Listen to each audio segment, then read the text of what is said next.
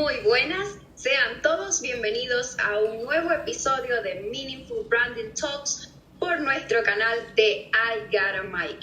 Hoy tenemos un invitado de lujo, alguien que por mantener sus principios y su convicción se enfrentó incluso a 3 gobiernos, como el de Evo Morales, Yanine Áñez y Arce Catacora. Tenemos el placer y el honor de entrevistar al capitán Sergio, que nos está visitando en esta ocasión. Él en este momento se encuentra en el exilio porque más allá de un uniforme existe una persona de principios y valores que se ha enfrentado a todo un sistema, y esto ha tenido su precio, pero la valentía que él tiene ha hecho que cada sacrificio valga la pena. Sean todos bienvenidos. Bienvenido, capitán. Muchísimas gracias, muy buenos días y buenas tardes. No sé el horario de acuerdo a la distribución y el tiempo a todas las personas que están escuchando este video el día de hoy. Muchísimas gracias, capitán Sergio. También tenemos el placer de tener a nuestra panelista y directora de orquesta, directora también de I Got a Mic, Elizabeth Sánchez. Bienvenida, Eli. Bueno, gracias por su tiempo, capitán. Gracias a todos los que nos están viendo y gracias a ustedes también por estar acá. Y no podría faltar alguien que ya es un miembro de nuestra casa, Gelafio Santisteban. Muchísimas gracias por acompañarnos en esta entrevista.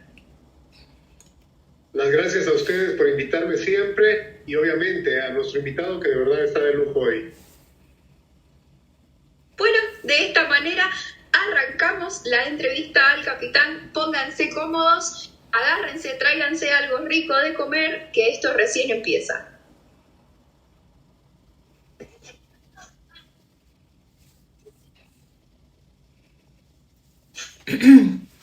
Bueno, capitán Sergio, primeramente agradecerle por su tiempo. Queremos conocerlo un poquito más. Quisiéramos saber cómo es que comienza usted el servicio y el amor por la patria, cómo fueron estos primeros años y tal vez qué significaba para usted el servicio en sí.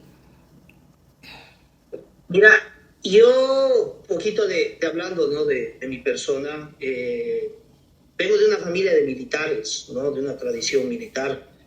Del lado de mi madre y del lado de mi padre. Mi papá fue oficial de ejército, fue militar. Lastimosamente fue del arma de infantería, no pudo ser de caballería, aunque mi papá siempre se enoja de ese detalle que dice que la infantería es mejor que la caballería, pero son cuestiones. Mi abuelo, el papá de mi papá, también fue militar. Su hermano de mi papá también estuvo en el colegio militar, fue militar, por cuestiones de salud no pudo continuar la carrera militar, pero siempre tiene la pinta, el porte, el espíritu militar. En el lado de mi mamá, de igual manera, mis tíos, los hermanos de mi mamá fueron militares, estuvieron en la Fuerza Aérea, en el ejército. El primo hermano de mi abuelo, del papá de mi mamá, fue benemérito héroe de la guerra del Chaco, Víctor Ustaris. Entonces, tenía siempre esa inclinación hacia lo militar. En mi generación, en mi tanda de primos, si vale el término, yo fui el único que quiso entrar a la carrera militar, que entró a la carrera militar. Y yo entré no porque me obligaron ni por la necesidad, sino entré porque yo quise, ¿no? Me acuerdo que todavía cuando le dije a mi mamá saliendo del colegio, le dije, quiero irme al colegio militar. Mi mamá me dijo de que lo piense, que es una carrera muy dura, que vea a sus tíos, a mi padre, y eso que mis padres son separados, pero que no es fácil, ¿no? Entonces, me dio como que un añito de espera, porque como toda mamá mira a su hijo, pues el pollito que está ahí en el cascarón y que no va a poder aguantar y que entrar a un régimen militar le daba pena, no sé. Entonces, entré un año a la universidad, te cuento, entré a la Escuela Militar de Ingeniería, justamente para mantener esa línea militar. Hice un año de ingeniería, saqué buenas notas, fui buen alumno, pasé al segundo año y le dije a mi mamá, ya aprobando el primer año, quiero ir al colegio militar, ¿no? Entonces, yo entré al colegio militar con esa intención de querer contribuir a mi país, de querer hacer algo, pero tenía ese espíritu dentro de mí de querer ser de inteligencia, ¿no? Entonces yo averigüé que dentro de la formación castrense y dentro de la formación de la policía y de todo ese ámbito, dentro de Bolivia solamente hay una escuela de inteligencia, ¿no? Cosa que no lo veo correcto, pero la policía, por ejemplo, no tiene una escuela de inteligencia, pero sí tenía el ejército, ¿no? Entonces entré al ejército por ser de inteligencia. Incluso me acuerdo que tenía un familiar, bueno, unos amigos de mis tíos que me ofrecieron entrar a la Armada, otro me ofreció entrar a la Fuerza Aérea, pero tenía un objetivo, un norte trazado, que en su momento mi norte se volvió mi alegría y luego se volvió mi desgracia, ¿no? Porque por ese norte que logré cumplirlo, estoy aquí. Como dice Dios, o como decimos en el ejército, todo pasa por algo, ¿no? Y no hay mal que por bien no venga, porque quizás no hubiera tenido la oportunidad de conocer a profundidad la podredumbre que es el país, lo asqueroso que se mueve todo, se mueve allá, y no poder hablar y comentar y poder tratar de poner un granito de arena, ¿no? No es fácil, pero bueno, uno lo intenta. ¿Y cómo usted cree que ha formado su carrera militar paralelamente tal vez a su vida personal? ¿Usted cree que las disciplinas son necesarias para vivir una vida plena?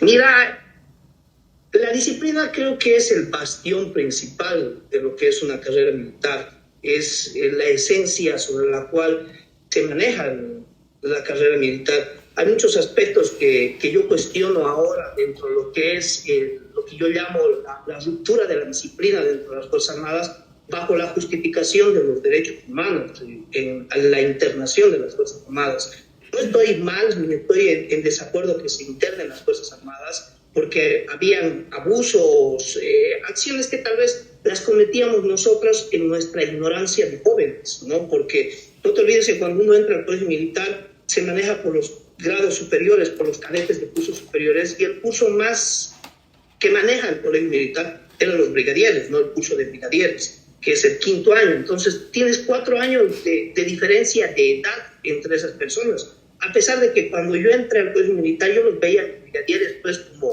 como personas así inalcanzables, viejos, ya los veía viejos, ¿no?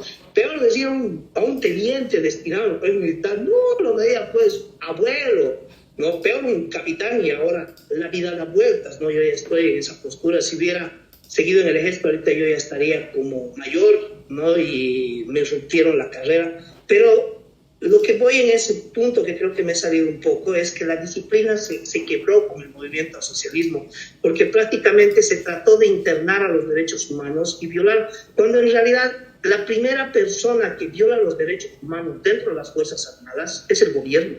¿Por qué te digo? Porque tú obligas a las personas a realizar un servicio militar obligatorio, a que presten el servicio militar obligatorio, y cuando entras al cuartel te dan 3 cosas: tu dotación nueva, seminueva y vieja, que prácticamente para mí es una violación de derechos humanos, que no le puedes dar a una persona que está yendo voluntariamente obligada a prestar un servicio una bota vieja, oxidada, que tal vez se ha puesto una persona que tenía hongos, ropa toda remengada, que es la dotación, famosa dotación seminueva, y el gobierno se justifica diciendo que le dan 3 uniformes a cada persona que va al cuartel, cuando en realidad le dan uno, que todavía hacen un negocio y le dan un uniforme que 2 lavadas se destiñe y tiene que tener un uniforme nuevo para presentarse, y el soldado se ve en muchos aprietos, ¿no? Yo tuve la oportunidad de conocer muchísimas tandas de soldados y siempre yo reclamé esto. En el ejército hay algo que yo siempre dije, que nosotros también somos cómplices de esas acciones, porque cometimos un error cuando hacíamos las famosas revistas de comisario, que la revista comisario, dentro de la lógica de los militares antiguos, de la lógica de los militares pasados, era generar una inspección para poder ver la eficiencia combativa de las unidades militares. Pero la eficiencia combativa se volvió en un teatro. ¿Por qué? Porque cuando hacían la revista comisario y venía la acción, ese día todos los soldados tenían uniformes nuevos. Me acuerdo que en los escuadrones nosotros agarrábamos y el comandante de las unidades militares decía, adelántenme a los porteños. Estuve casi toda mi carrera con tropa en Puerto Suárez, ¿no? Frontera con el Brasil. Entonces, adelántenme a los porteños. Ya, ¿quiénes pueden traer televisión, no sé, mesas,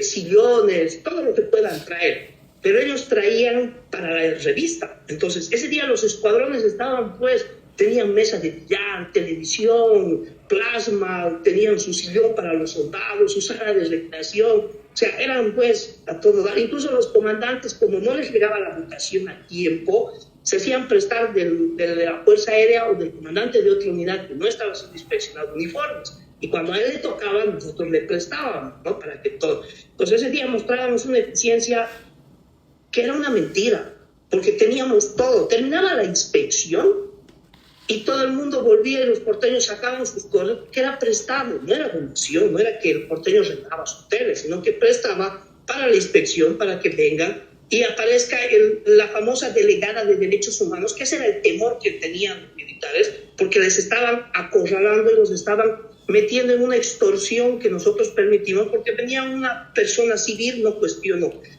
que sea civil, nada, pero venía una persona que tenía desconocimiento de derechos humanos, que era por encima de los generales, y veía la inspección o veía las fotos y recibía el parte de las inspecciones en su celular cuando no le daba la gana de ir, y tenía que ver que todo tenga. Y decía, ¿por qué una unidad tiene en televisión los escuadrones y en otra no? Ya, este comandante está violando los derechos humanos. Hay que hacerle un informe, que presente un informe. O les empezaban a hacer cuestionarios y cosas que perjudicaban la carrera. Discúlpame, pero no solamente la carrera militar, cualquier persona cuida su fuente de ingreso, porque como tú dices, y dijo tu entrevista en la introducción, detrás de un uniforme, porque eso es un militar, es una persona con un uniforme, existe una persona, un ser humano que tiene una esposa, que tiene unos hijos, que tiene problemas familiares, que tiene problemas económicos, que tuvo un sistema militar que nos acuartelaron y nos encerraron en una prisión 5 años, que no nos enseñaron dentro de la formación militar a tener un manejo administrativo económico. Y si te ves los índices de la mayoría de los militares, en el análisis que yo he hecho con mi experiencia, y también en la policía, lo primero que hacemos los militares, me incluyo, es salir y sacar un préstamo. Entonces te empiezas a endeudar, luego te haces de familia, muchos militares los destinan a un lugar y es como que se les rompió la juventud, 5 años de su vida, salen y con la primera persona que conocen se enamoran, empiezan a crear una familia, a veces las familias no triunfan, pero muchos de los aspectos del quiebre es por ese aspecto económico que no supimos manejar, o que resulta que voy a una unidad, mira, algo que no me parece de acuerdo, igual violación de derechos, ¿no? Es que a mí me daban como comandante subteniente, ¿no? Comandante de sección. Tenía 36 soldados. De los 36 soldados me daban las 36 dotaciones de ellos, entre esos su catre, su colchón, pero esos catres son pues desde la época de la guerra del Chaco, o sea, son catres viejísimos, son los mismos catres que mi papá utilizó el 68 cuando fue soldado y prestó el servicio militar, los catres de metal durísimos que están hasta ahora, donde los unchos ya no existen, y yo tenía que ir a una carpintería y comprar por lo menos, o hacerme regalar tablas, o comprar las tablas y colocar una parrilla de madera para que pueda dormir el soldado. Tenía que agarrar y comprar tela para poder forrar esos colchones, porque el anterior tanda ya los destrozó usándolo, no por mal uso, sino por uso. Entonces tenía que comprar, pero yo no le podía exigir al soldado, decir, bueno, saquen de su bolsillo a 10 bolivianos por cabeza para comprar hilo, aguja y madera. Entonces tenía que comprar yo, porque si le pedía un centavo al soldado, me meten en un proceso y me pueden perjudicar mi carrera, y nadie quiere perjudicarse. Peor un subteniente que te asfixian de todo lado y te asustan de todo lado. Entonces el subteniente teniente coloca de su propio bolsillo para comprar tela, todo eso. Y esas cositas son violaciones de los derechos humanos, no solamente hacia el oficial que está gastando, porque le estás obligando a disponer el sueldo, y le estás quitando el sueldo de su familia o el bienestar de su familia. Muchos tienen situaciones fuera de los préstamos que son personales. Hay personas que entran a las Fuerzas Armadas y que son el sustento de sus padres. Entonces, no tienen préstamo, pero sustentan a sus papás y sacan ese dinero para mandarle a su mamá, a su papá, que con mucho sacrificio lo mantuvieron y lograron meterlo al colegio militar, que egrese como profesional y que él ayude porque él ve la necesidad de ayudar en institución hospital. Como hay hijos también militares que he conocido que se han olvidado de sus padres y incluso ni les recibían, pero eso es de todo. Pero aquí el principal violador de los derechos humanos para mí siempre fue el gobierno, desde la dotación del soldado, desde la alimentación del soldado, hasta pasar a disponer el sueldo de las personas que están. Entonces, si en esas cositas tan chiquitas que parecen insignificantes nos sometieron a nosotros como militares, imagínate en los temas políticos. Para mí fue mira, yo me acuerdo cuando estaba en el colegio militar y ya estaba Evo Morales de presidente, porque cuando yo fui cadete de segundo año, Evo Morales se posesionó. La posesión de Evo Morales fue la posesión más abusiva que pudo haber. Nosotros, por orden del nuevo presidente entrante, nos hicieron formar a los cadetes para rendir honores a toda la comisión de personas que iba a llegar para el presidente a las 5 de la mañana. Cadetes saliendo con ese uniforme que ese casco te quema y te chupa la cabeza y sientes que hay una lupa en tu cabeza, que es desesperante. Te tenías que estar parado sin moverte desde las 5 de la mañana en el frío de La Paz, donde te pasan los riñones y te obliga a que tengas la necesidad de orinar mínimamente, tratando de no ser un poco vulgar. Entonces el cadete se aguanta, pero esa asistencia duró hasta las 5 de la tarde, 6 de la tarde. Fueron más de 10 horas que estuvimos parados todo el día. Ahí es la transmisión y la asistencia más abusiva que he podido, pero era peor que un castigo, o sea, parados para que hagan la cosa. Entonces nosotros siempre pensamos, porque estaban mis camaradas, que hablo de mis camaradas, no de los superiores, un cadete más antiguo, pero entre nosotros, a veces, o sea, esto es abusivo.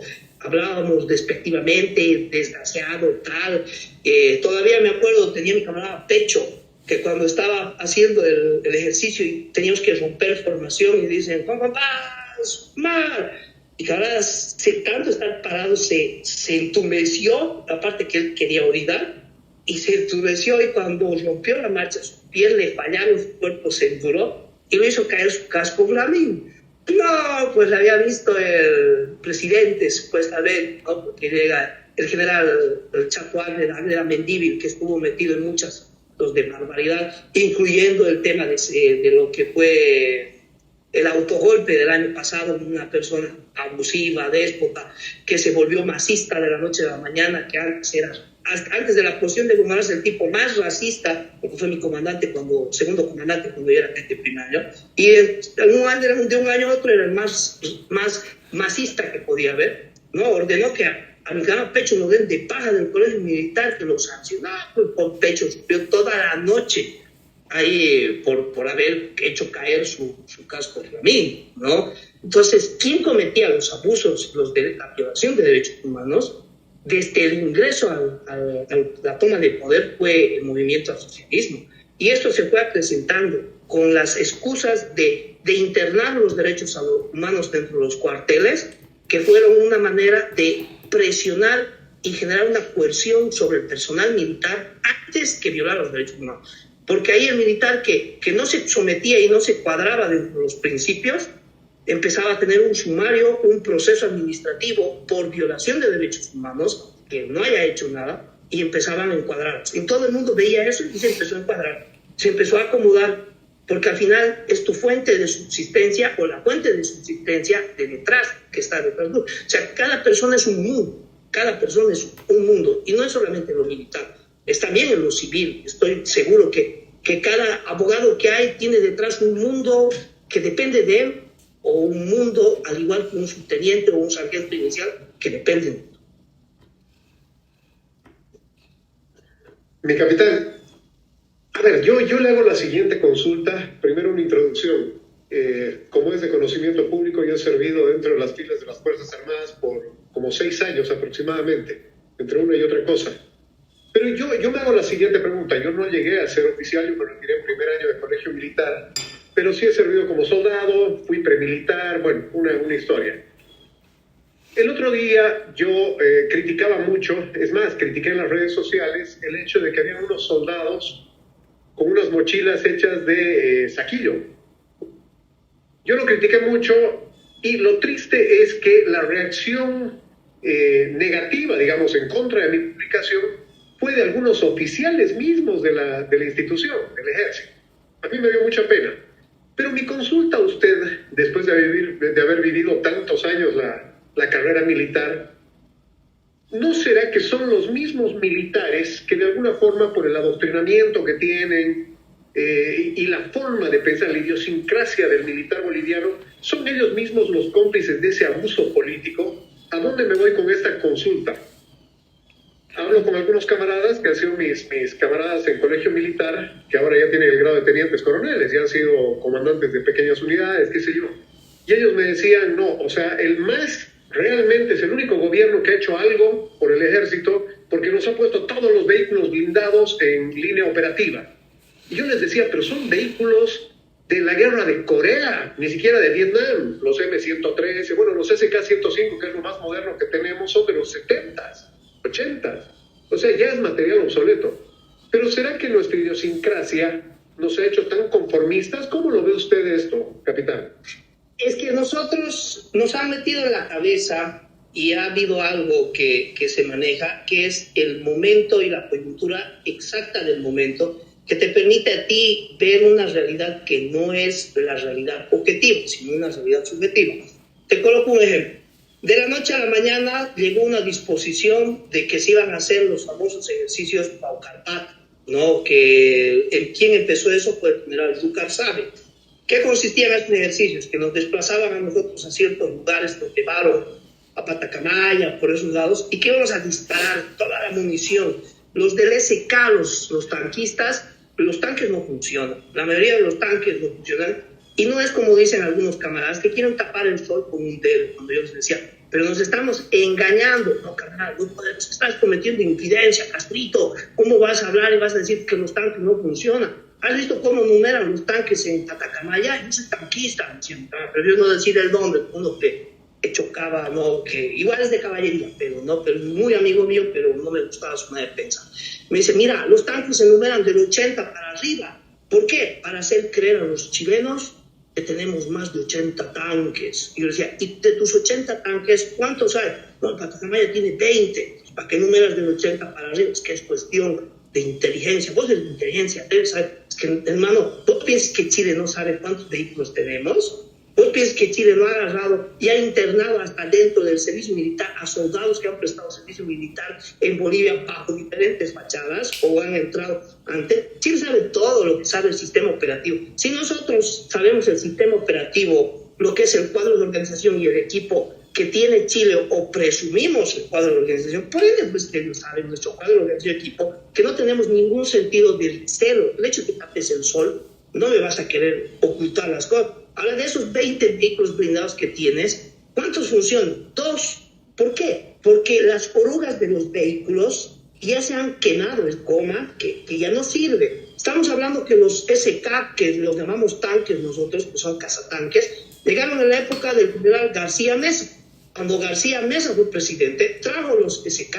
Si García Mesa, que a pesar que cuando murió García Mesa no les dieron ni honores como expresidente, ni honores como militares, porque Evo prohibió, y fueron jubilados que tuvieron que rendirle honores porque ellos quisieron, porque no permitieron que el ejército cumpla los honores militares a través de la policía militar. Si no hubiera sido García Mesa, hasta ahorita nunca hubiéramos tenido los vehículos blindados. Seríamos un grupo de Boy Scouts en Bolivia, y aunque nos duela decirlo, eso es lo que le dio la potencia, fueron los blindados. Pero cuando entró Evo Morales, solamente dieron apoyo para poder repotenciar, esa era la palabra que usaba, repotenciar los motores para poder habilitar algunos motores. Hay motores, mira, son de la época de García Mesa.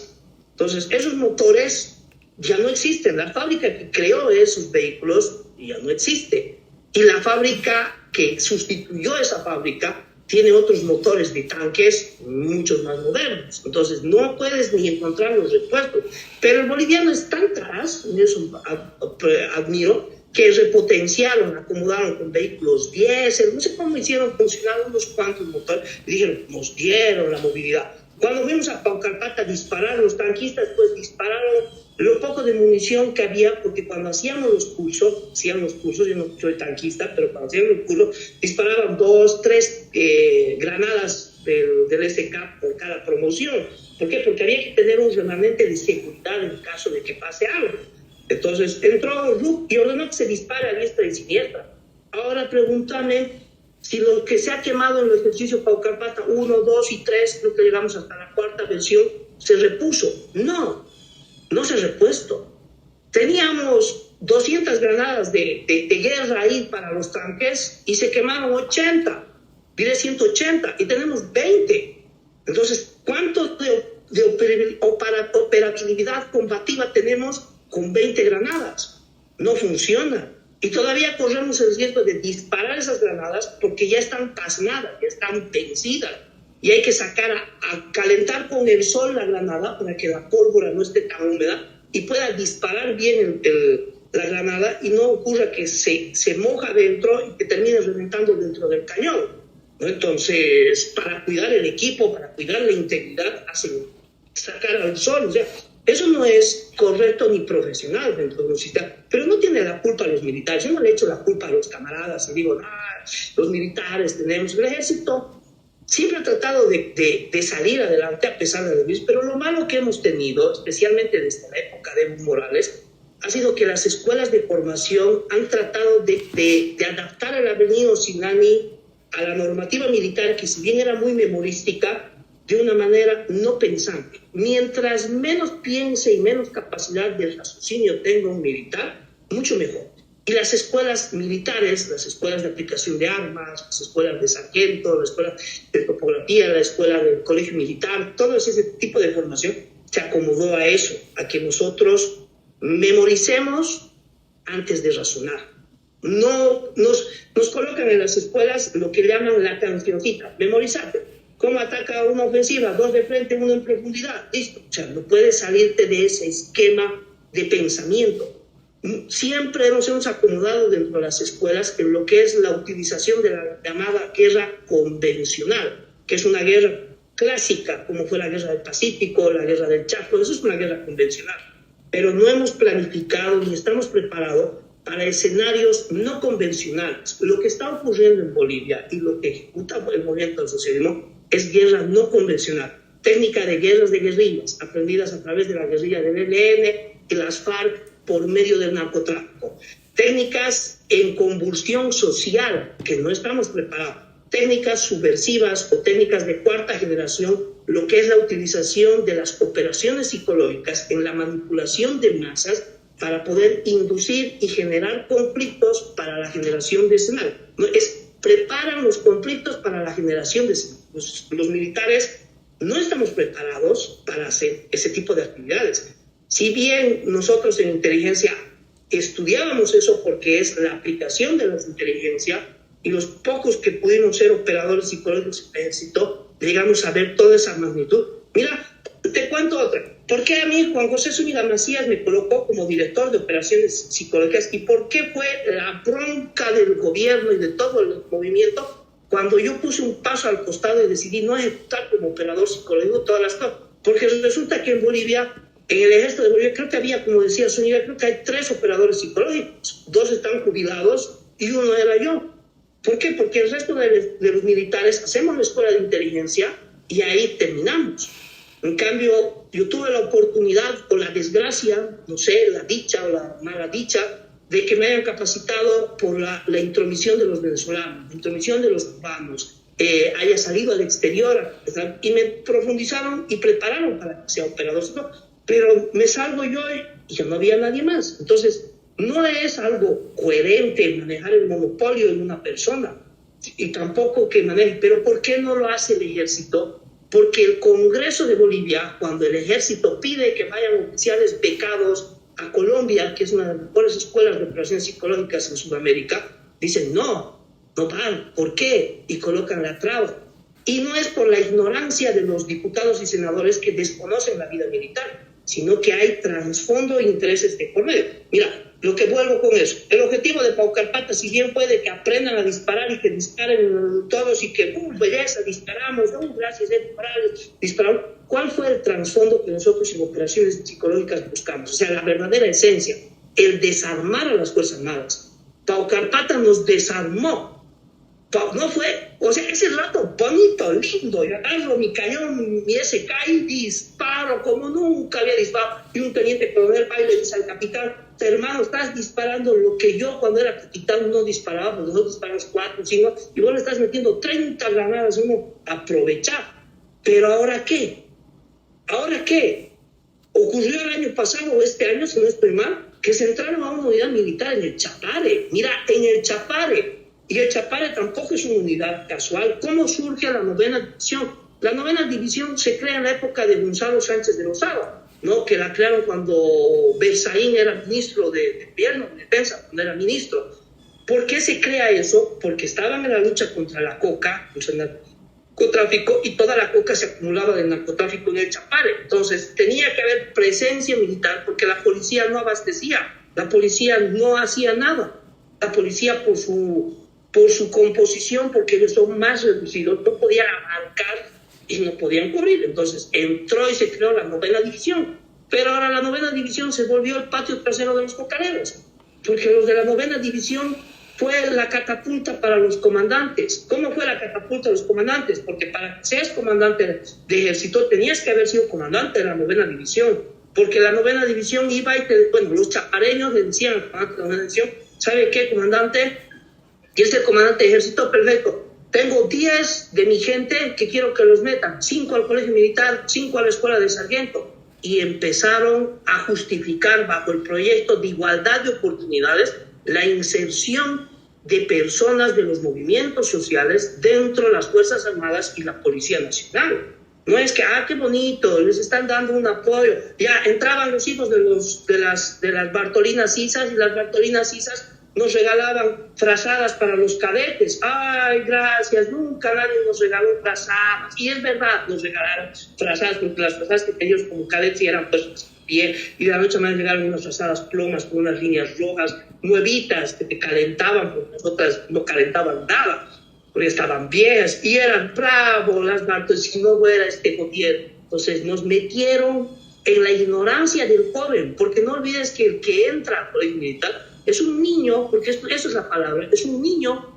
de 18 a 20 años que está entrando a buscar una carrera, pero sigue siendo niño. Su mentalidad es de muchacho, no porque tiene 20 años se cree, aunque cuando tenemos 20 años nos creemos viejos, ¿no? De 20 años me creía adulto, todo, mis decisiones, todavía me acuerdo cuando cumplí 18 años me dije a mi mamá, ya soy mayor de edad, me voy a faltar con mis amigos, no, mamá me dio, pero uno ya se cree viejo, pero eres niño, sigues con tu mentalidad de muchacho y te meten las cosas de muchacho. Entonces lo malo de eso es de que ocurre como comentario, como vos dices, ¿no? Y te agarra, yo lo pongo del lado del camarada. Cuando tú has criticado y dices cómo mochilas, que no son mochilas, han adaptado, ese tipo habrá dicho, bueno, usted no sabe lo que yo he tenido que hacer, como decimos vulgarmente, parir para cumplir esa orden y que estén pues mis 30 soldados con esas mochilas.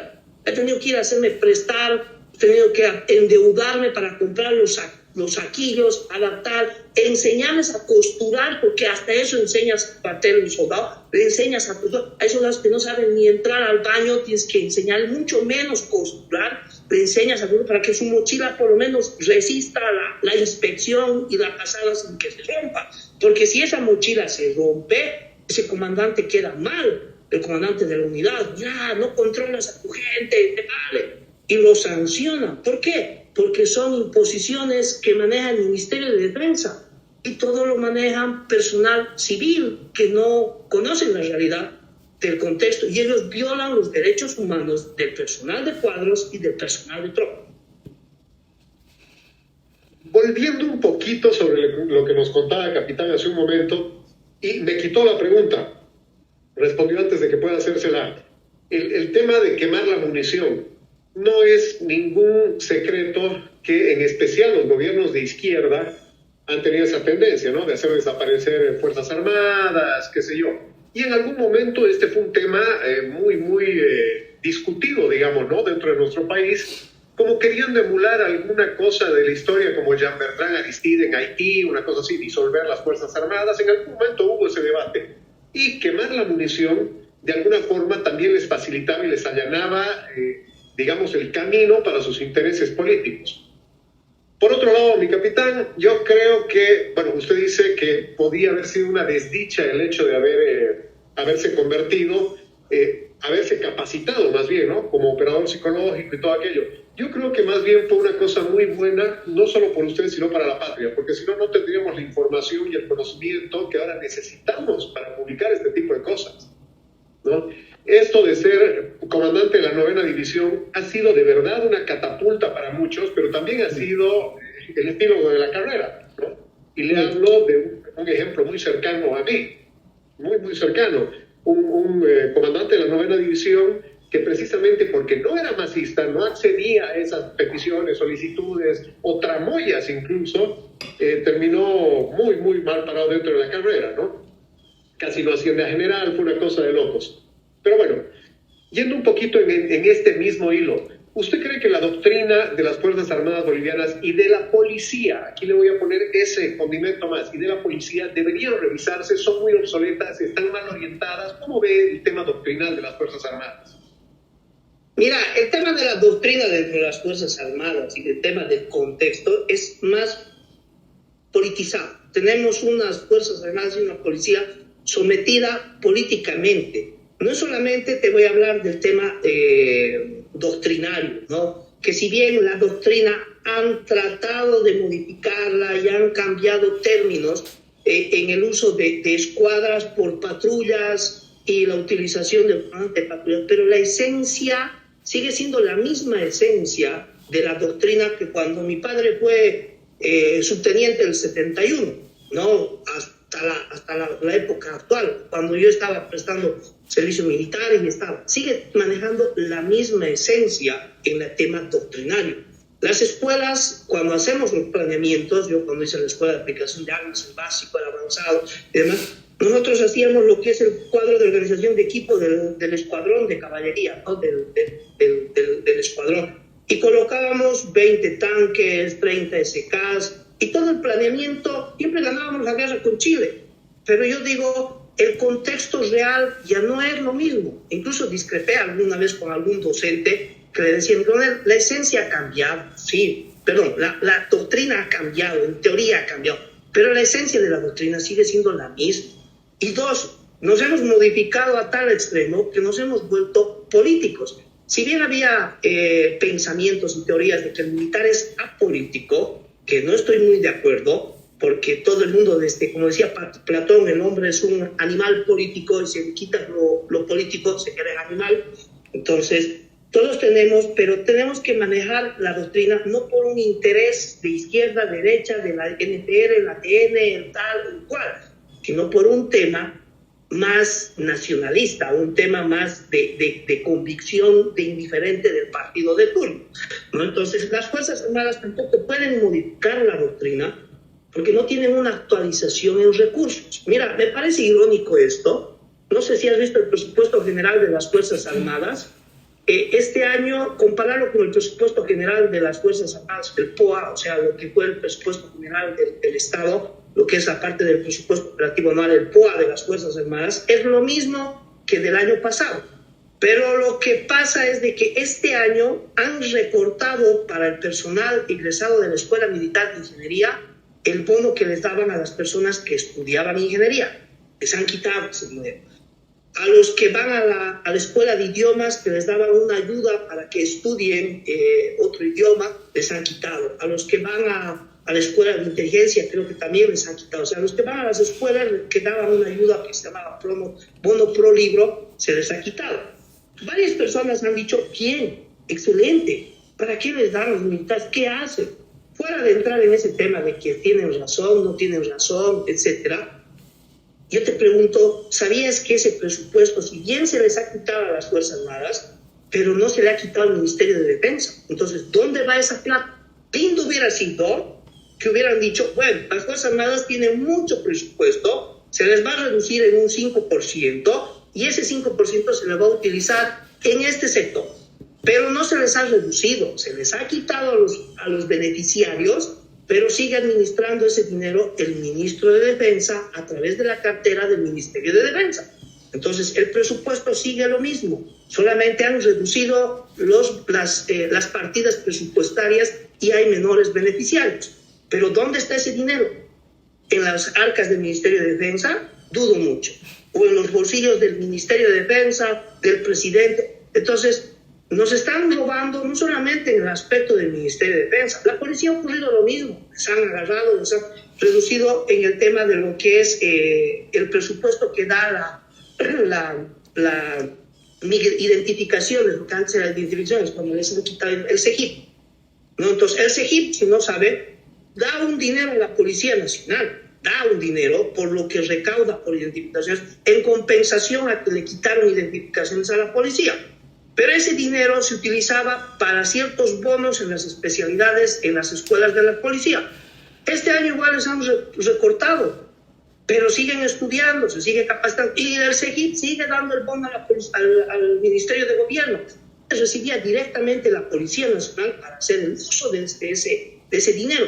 Ahora ya no lo recibe la policía, lo recibe el Ministerio de Gobierno, pero el Ministerio de Gobierno ya no le da ese dinero al comandante de la policía, o le da al comandante de la policía y el resto, ni modo, ¿no? Entonces, no es que se han recortado los presupuestos siguen ahí. La doctrina en ese aspecto no puede cambiar mientras no haya el apoyo y el sustento legal jurídico para poder manejar estos aspectos. Yo pienso que un gobierno debe basarse no en el aspecto de imponer su doctrina ideológica, porque todos los gobiernos son transitorios. Ningún gobierno debe perpetuarse, ni ninguna ideología se podría perpetuar en el tiempo. Entonces va a haber un momento en que la ideología va a cambiar, el gobierno va a cambiar, las personas van a cambiar, las autoridades van a cambiar. Y lo que tendría que hacer el gobierno es colocar políticas de Estado, no políticas de gobierno, sino políticas de Estado, no políticas del partido, sino políticas de Estado. De tal manera que indiferente que si entre una línea de izquierda, una línea de derecha, una línea más denominada del centro, una línea, etcétera, etcétera, etcétera, se manejen las políticas del Estado y ya existan los mecanismos de control y regulación para que el presidente no se vuelva un emperador, porque lo que está ocurriendo en Bolivia es que el presidente se vuelve plenipotenciario y toma las decisiones por encima de incluso la constitución política del Estado. ¿Y quién le dice algo? Las Fuerzas Armadas no le pueden decir algo porque se basan en el principio de que es el presidente legalmente constituido, a pesar de que la misma constitución política del Estado habla que antes de mantener un gobierno legalmente constituido se debe sostener la independencia del imperio de la constitución política del Estado. Pero no es que los militares no queremos mantener la independencia de la Constitución, es el alto mando militar, es una carrera vertical. Y si tú opinas mucho o hablas cosas que van en contra de una acción política, te pueden iniciar un sumario administrativo y te dan una sanción que se llama retiro obligatorio. Y el retiro obligatorio es, te vas a tu casa, es dado de baja, como decimos vulgarmente, y nadie quiere eso.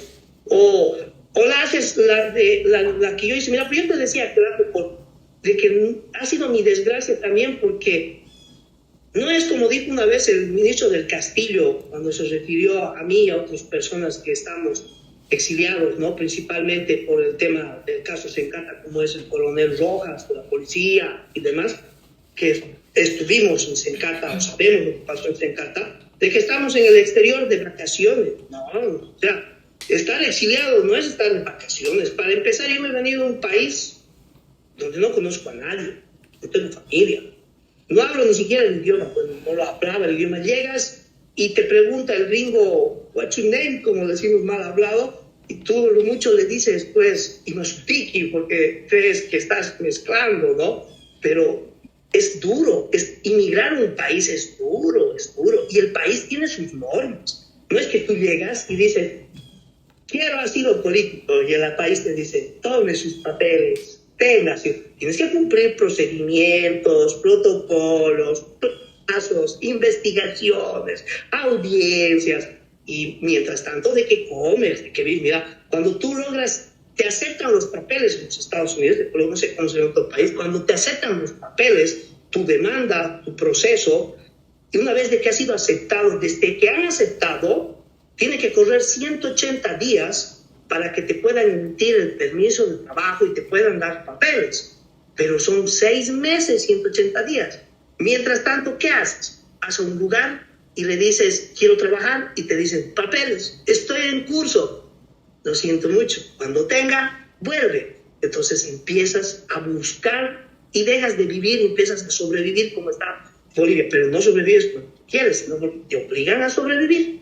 Entonces no es fácil migrar, no es fácil, no es fácil dejar tu vida. Mira, yo tuve que dejar mi vida atrás y mis sueños atrás. Y más que todo lo que me duele creo que son mis hijos, ¿no? Los sueños por vivir. Yo tuve 2 sueños, te los cuento aquí un poquito que me da bronca eso y es lo que más me duele. Yo dije que cuando tenga un hijo, cuando mi hijo nazca, lo voy a agarrar en mi caballo, yo soy de caballería, amo la caballería, y lo voy a tener en una mano mi caballo, que es la esencia del escuadrón, y en otra mano mi hijo. Lo voy a montar con mi hijo en brazos y con mi caballo. Cuando nacieron mis hijos, yo hice eso con los 2, ¿no? Cuando estuve ahí, mis 2 hijos, los tuve, aunque mi familia, la familia de la mamá de mis hijos se enojó, hasta la mamá de mis hijos se enojó porque tenía horitas de nacido y no cargué y me fui. Y yo estaba destinado en el regimiento de caballería 6, Agustín Castrillo. Mi hijo mayor se llama Agustín porque nació justo el mismo día del aniversario de la unidad. Y le dije, te vas a llamar Agustín y vas a ser militar y tienes el comandante de esta unidad. ¿Qué es tu unidad? Le decía a mi hijo montando, ¿no? Su mamá en el hospital renegando, ¿no? Viejo irresponsable que no podía. A ver, ese era mi primer sueño. Luego yo dije, me gustaría que uno de mis hijos sea militar. Me gustaría que uno sea militar. Y cuando haga el primer curso que haces como militar, cuando tú egresas, lo primero que te llevan es a hacer el curso de paracaidismo. Entonces yo dije, cuando mi hijo haga el curso de paracaidismo y esté saltando su último salto para brevetarse, yo voy a saltar en ese mismo avión, pero yo voy a ser el primero en saltar. Voy a ser coronel, entonces nadie me va a decir nada. Lo voy a poner adelante, lo voy a mirar a mi hijo y le voy a decir, como dicen los paracaidistas, nos vemos ahora. Y voy a saltar, dando el ejemplo. Y cuando caiga mi hijo y le estén brevetando, le voy a dar las alas de paracaidista que a mí me dieron cuando yo era subteniente. Mis mismas alas. Esas se las voy a colocar. Ese fue mi sueño, que quizás por todo lo que estoy viviendo ahora ya no lo cumpla, porque veo que las cosas se ponen cada vez peores y te duele así, aunque parezca tonto, uno dice, mis sueños, ¿no? Que lo haga aquí en los Estados Unidos no es lo mismo. Sí, compensa, pero no es lo mismo. Y tal vez es una frustración, un nudito en la garganta, no sé, pero me da bronca todo lo que pasó. Me bronca cuando agarro y empiezo a denunciar y amenazan a las personas que conozco, buscando que a través de ellos me calle, cuando me llaman y me dicen, Sergio, parala, estás ocasionando problemas. O cuando van y quieren botar cartas intimidatorias a gente que conozco, o sea, da bronca. O te llaman y te insultan, o dicen a alguien que te conoce y te dice, pero hermano, ¿no es mejor que te quedes tranquilo? Ya estás allá, rehace tu vida, quédate tranquilo. Y tú dices, algo que yo aprendí en el ejército, ¿no?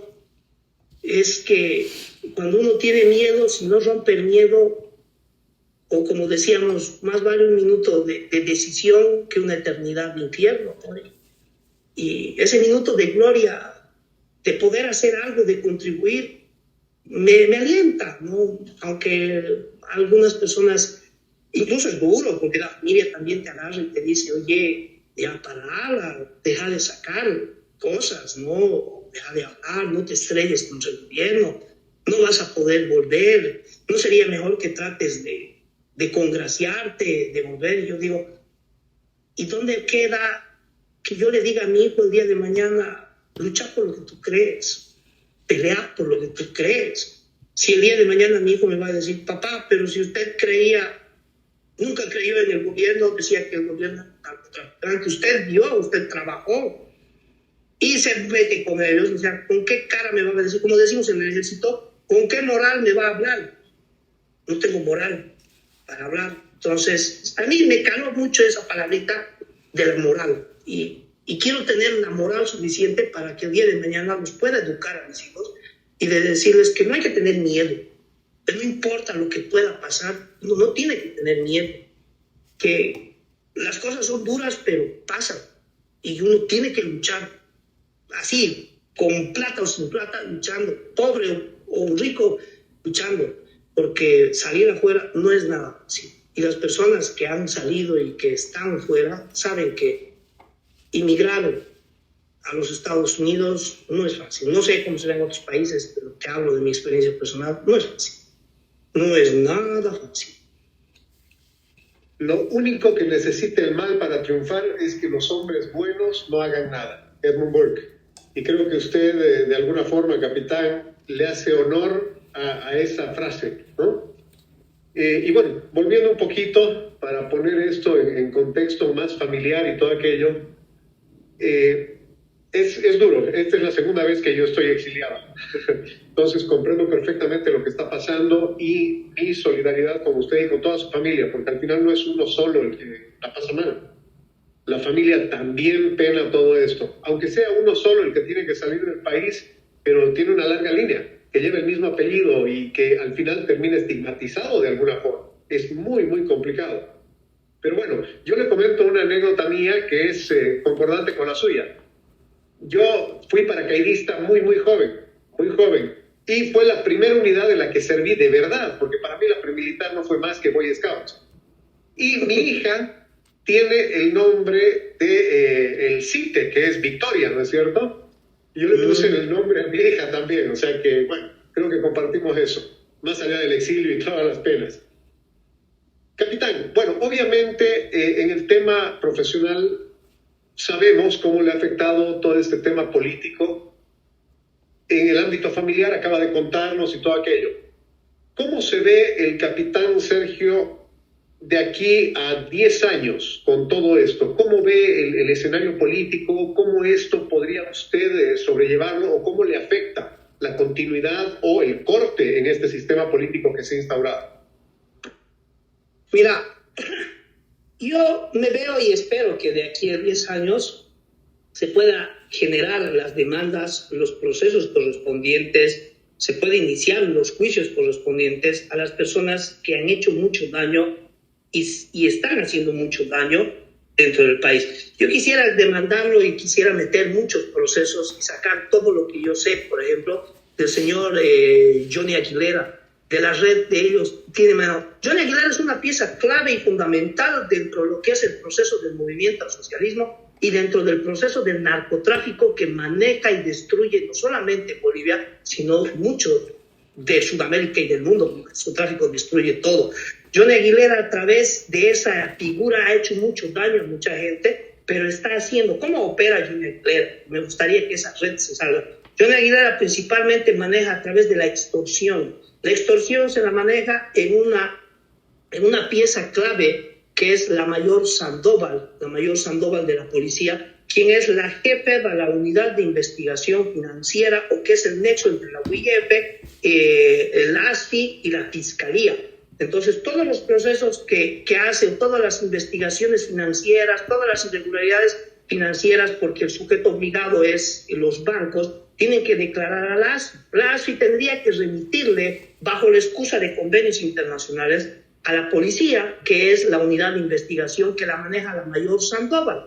Entonces, la mayor Sandoval debería investigar, porque ellos manejan como inteligencia, tienen acceso a todos los sistemas del gobierno, fiscalía, tienen acceso a tu carnet de identidad, carga de combustible, tienen acceso a todo y pueden modificarte los procesos que ellos quieren, porque no solamente entran como leedores con el objeto de leer, sino que entran en capacidad de modificar. Te pueden colocar de noche a la mañana un proceso en la fiscalía porque es meter en el sistema y transcribir. Entonces, ese poder tiene esta mujer a través de Johnny Aguilera. Pero esto se mantuvo desde que Johnny Aguilera era comandante de la policía, desde muchos años atrás, cuando estuvo metido en muchas cochinadas Johnny Aguilera, que fue calando esas cosas.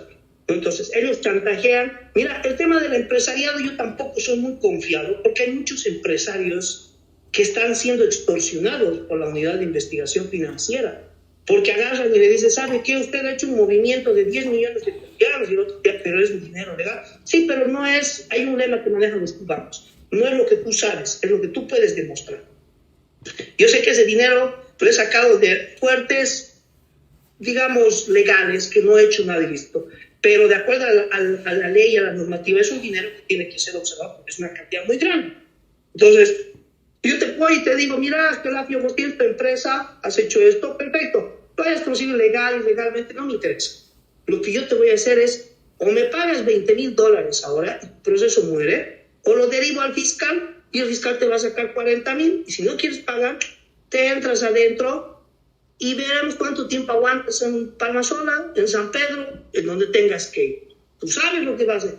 Entonces, extorsionan al empresariado, extorsionan a muchas, pero extorsionan a los miembros de la Policía Nacional con el tema de que, pero tú has cobrado ya, listo, va a entrar a la Unidad de Investigación Financiera, proceso administrativo, te retiro, te meto a justicia ordinaria. Entonces, es un poder gigante y es una red de corrupción gigante que se maneja dentro de lo que es la policía.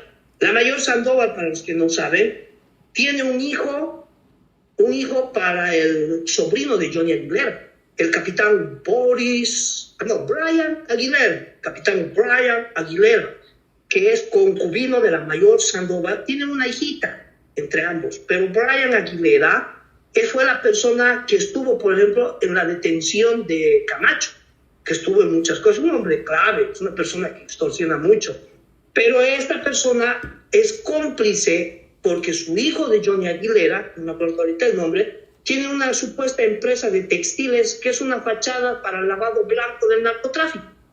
Entonces, yo me veo de aquí a 10 años, si Dios me permita, que pueda denunciar y que pueda lograr que se haga justicia con estas personas que no son intocables, que se creen intocables justamente ahora, pero a veces los procesos tardan y tal vez van a tardar 10 años. Y coloco como ejemplo a un documental que estaba viendo justo el día de ayer de lo que fue Klaus Barbie, ¿no? Que cuando denunciaron a esta persona que fue miembro de la Gestapo y lo descubrieron en Bolivia como la fachada de Altman con otro nombre, tardaron como 10 años en llevarlo a Francia y poder procesarlo por los crímenes que él cometió de lesa humanidad cuando hubo la época de Hitler y demás, ¿no? En la Segunda Guerra Mundial. Tardaron 10 años en poder llevarlo. Pero los que estuvieron en esa lucha estuvieron todo el tiempo denunciando, recibiendo amenazas, hostigamientos, etcétera, etcétera, hasta que lograron hacer justicia. Y pienso que en Bolivia tiene que haber eso, justicia. En Sencata igual estuvo metido Johnny Aguilera, estuvieron muchas personas, como lo que es Huarachi de la Central Obrera Boliviana, que piensan que por el dolor de las personas van a volver millonarios y que van a salir ilesos. No, si bien se habla mucho de la justicia divina, pero también pienso de que sería bueno echarle una mano a la justicia humana para que ellos paguen en vida y no tengamos la esperanza solamente que van a pagar en la justicia divina. O sea, me veo así y me gustaría estar en eso, de poder entrar en esos procesos y demandar a esas personas y lograr meterlos a la cárcel, a Johnny Aguilera y toda esa juntucha y el de la Central Obrera, Huarachi, que estuvo metido en las muertes, Sencata y toda esa gente que estuvo ahí, incluso personas que hicieron mucho daño como el general Calimán. Me gustaría que de aquí a unos años, tal vez no en 10 años, que el general Ojoroco Mancilla o el general Luis Ariñez Bazán den los nombres de las personas que fueron entrenadas en Sabandita cuando él fue comandante de la Escuela de Cóndores, llevados a Venezuela, que los llevaron a Irán, que los metieron a la Argentina, que los metieron al seguir. Eso va a permitir descubrir muchas cosas, no solamente en el aspecto Sencata, Sacaba, el aspecto de lo que fue el fraude electoral, va a haber una maraña de cosas que espero que pueda lograr que se salgan a la luz. Hay cosas que yo sé que desconozco, pero sé que las personas que están ahí, si se les logra meter en los procesos, van a empezar a cantar y entonces se van a empezar a vender y se va a lograr saber lo que ha pasado y poder compensar tal vez con la paz, porque no creo que haya otra manera de compensar. Así te paguen millones de millones, nadie te va a devolver el tiempo que uno ha estado en la cárcel. O sea, es algo, para mí el dinero es algo subjetivo, ¿no? Sí, pero ese dolor, mira, yo por qué, y ahí me va el por qué yo me vine aquí a los Estados Unidos. Mira, te cuento. Mis hijos vinieron a los Estados Unidos antes del COVID. Mis hijos tenían que venir solamente en vacaciones. Ellos tenían 4 y 3 añitos cuando vinieron acá. Yo le dije a mi mamá, saqué la visa, porque yo saqué visa cuando estaba en Haití, porque me hice amigo de allá, de la embajada, y me dieron visa. Ayudé a mi contingente a sacar visa. Entonces, cuando renové la visa y saqué la visa para mis hijos, me dieron la visa, porque yo ya había venido y había entrado, había cumplido la visa. No infringí ninguna ley migratoria en los Estados Unidos y le dieron la visa a mis hijos, ¿no? Entonces le dije a mi mamá que se estaba viniendo, mami, estás yendo allá de vacación, yo estoy con los niños, tengo que hacer trabajos de inteligencia, estábamos en una situación muy conflictiva, para mí era duro hacer trabajos de inteligencia, a veces no tenía con quién dejarlos a mis hijos, ¿no? Anécdotas que tengo. Mis hijos iban a los planeamientos en la escuela, planificando en la pizarra y ellos sentados como 2 agentes más, todos les ponían, ¿no? Los agentes, ¿no? Iban, escuchaban, veían, estuvieron en otras cosas que mejor no hablar, pero le dije a mi mamá, mami, es jodido, ¿no? Yo soy solo, entonces, ¿te puedes llevarles unos días de vacación a mis hijos? De hecho, a Estados Unidos, yo voy a pagar el pasaje. Ya, mi mamá, como es visa, compras pasaje y vuelta. Entonces tenían fecha para 6 meses de volver. Ponte que tenían que viajar el miércoles. El lunes, justo el lunes, 2 días antes de que mis hijos viajen, Bolivia cierra las fronteras por el COVID. 2 días antes, cerraron las fronteras. A pesar de eso, fueron al aeropuerto a intentar volver y le dijeron, no hay vuelos a Bolivia, tiene que reprogramar. Entonces se quedaron mis hijos aquí parados. Pasó el COVID, pasó eso, pero ya se les pasó el tiempo de los 6 meses. Y iban a tener problemas para volver. Yo quería que vuelvan de vacaciones, nunca tuve la intención de venir y quedar. No, jamás era. Pero quería que vayan a Disney alguna vez, vuelvan. Y he dicho, no les voy a perjudicar la visa, soy chiquito. Entonces se los inscribí al colegio aquí, mandé las autorizaciones, hice un proceso migratorio para que mis hijos puedan, para que no tengan problemas. Entonces, tardó el juicio, el proceso, como 1 año, que me llega la respuesta que me dice que no va a haber problema, pero que sus hijos tienen que salir hasta antes del 15 de enero. Pero me llega el documento en febrero. Entonces yo digo, ya nos hemos pasado. Entonces, tuve que pagar otro abogado y el abogado hizo el trámite nuevamente para enmendar que no haya problema, colocar en el coso. Y mientras yo estaba esperando ese asunto, pasó lo de Zúñiga, que me empezaron a hostigar, que haga las operaciones, que dé el golpe de Estado, que esté en las operaciones. Y le dije a Zúñiga, porque trabajé años con Zúñiga, le dije, jefe, no estoy de acuerdo, no me parece, ¿no? Entonces, el desgraciado del tal, que no quiero decir la palabra, del mayor Iriarte, utilizó a los agentes para que me sigan. Me sacaron una foto junto con el general Luis Alcázar en una reunión personal, una actividad personal de ambos, de un grupo donde estamos ambos, una reunión, nada militar, y el Iriarte le fue con la cizaña de que yo estaba tramando algo con el general Alcázar, que era doble agente, y que iba a dar un golpe al golpe de Estado. Y yo digo, puta, o sea, yo, capitán, dar un golpe de Estado, no pues, ya, te aparece un presidente, lo hacía, pero era pues tirado de los cabellos, ¿no? Yo ni tenía el valor, ¿no? Yo quería mi vida en paz, estaba preocupado de mis hijos. Entonces me empezaron a amenazar que te vamos a meter en Sencata, que me han iniciado sumarios, que me mandan cambios de destino, me arrestan, me sancionan de la sanción, la misma sanción me meten en el sumario, la misma sanción otro sumario. Y un abogado de ahí me dijo, Miguel, prepárese porque le están haciendo otro sumario en enero, después de la vacación de fin de año, por Sencata. Y ya es más de 2 sumarios, le van a dar retiro obligatorio. Solo que ha ordenado el general Zúñiga. Por norma es retiro obligatorio.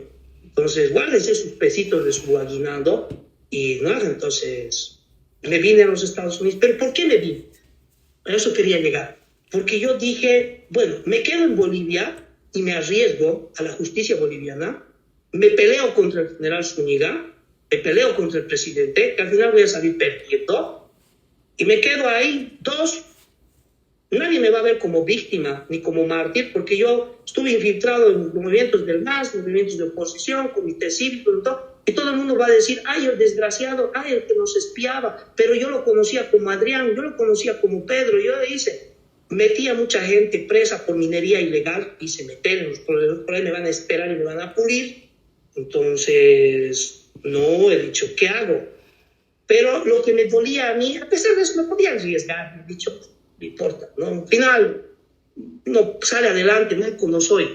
Pero lo que me dolió, Horacio, lo que me dolió más fue y dije, ¿qué ocurre si me dejan 10 años, 5 años en la cárcel?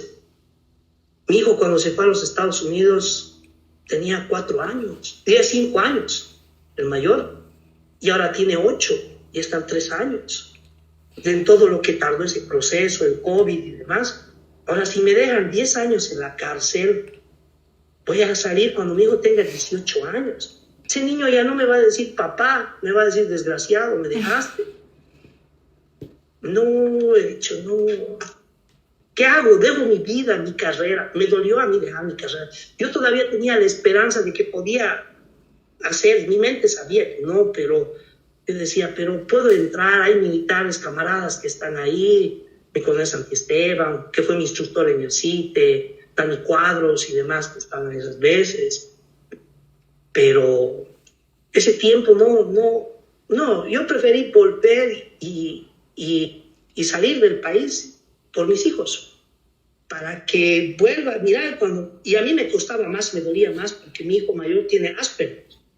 Entonces, él se encierra en su mundo. Cuando yo llegué ya después, porque lo venía a visitar de vacaciones varias veces, sentía que cada vez que venía me costaba más acercarme a él o que él me tenga confianza, que cada que me iba él perdía la confianza en mí y que cada que volvía él era más reacio a mí. Cuando yo volví, después, ya cuando mi hijo tenía 8 años, ya me vine para vivir con mi hijo, le dije, me voy a quedar contigo, papito y demás. He tardado casi 1 año que mi hijo se vuelva a acercar a mí y me vuelva a abrazar.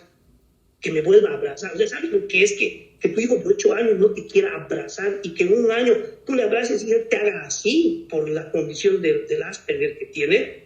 O sea, te duele, ¿no? Y después de 1 año luego me vuelve a agarrar confianza. Yo he dicho que... Y ahí yo dije, valió la pena, a pesar de todo, porque pienso que si yo hubiera vuelto después de 10 años, cuando él hubiera tenido 18 años, ni en 20 años hubiera vuelto a recibir un abrazo de mí, ya con 18 años. Entonces, eso fue lo que a mí me costó, digamos, y fue el por qué tomé la decisión, porque no como algunos dicen, debería quedarse pues allá, valiente, se hace el valeroso, ¿por qué no ha denunciado? ¿Cómo tantos militares han estado en la cárcel?